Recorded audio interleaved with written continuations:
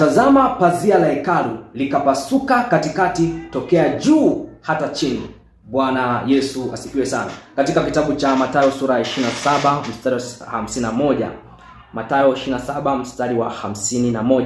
Neno la Mungu linasema, na tazama, pazia la hekalu likapasuka vipande viwili toka juu hata chini, nchi ikatetemeka, miamba ikapasuka. Huu ni wakati ambapo Yesu Kristo alikata roho. Baada ya Yesu kukata roho, pazia la hekalu lilipasuka katikati tangia juu mpaka chini. Hii ilikuwa ni ishara ya kuweka utofauti au kumaliza lile agano la kale, au sio kumaliza, by the way. Kama kumaliza maana yake kumaliza kile ambacho kilikuwa kimeshaanzishwa katika agano la kale. Maana yake ilikuwa ni kutimiza haki yote, torati yote, kutimiza haki yote na neema. Bwana Yesu asifiwe sana. Ilifanyika baada ya kufa Yesu Kristo, pazia likapasuka. Maana yake pazia hilo, tukijaribu kuangalia kutoka katika agano la kale, tunaweza tukaona katika kitabu cha Kutoka ile sura ya 26, tunaweza tukaona hiyo pazia.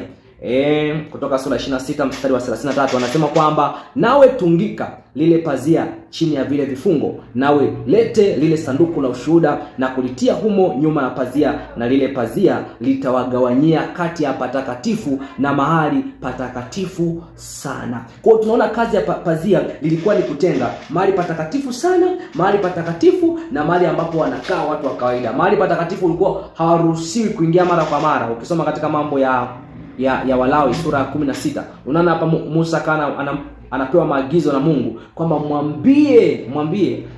amwambie huyo nani, Haruni, kwamba hapaswi kuingia mara kwa mara, ataingia mara moja kwa mwaka. Atajitolea sadaka yeye kwa ajili ya ondoleo la dhambi, atawatolea wengine kwa sadaka kwa ajili ya ondoleo la dhambi. Unaona?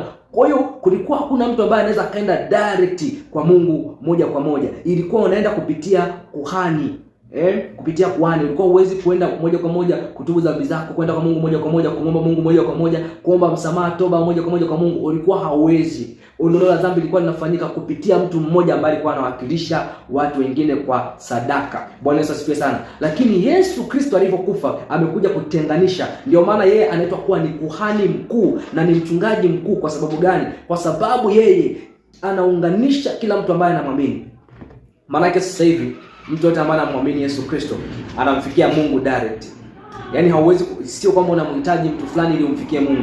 Haumhitaji nabii, mtume, mwalimu, mchungaji wala mwinjilisti ili umfikie Mungu. Unamhitaji Yesu. Na ndiyo maana Yesu mwenyewe alisema katika Yohana sura ya 14 mstari wa 16 kwamba mimi ndimi njia, kweli na uzima, mtu haji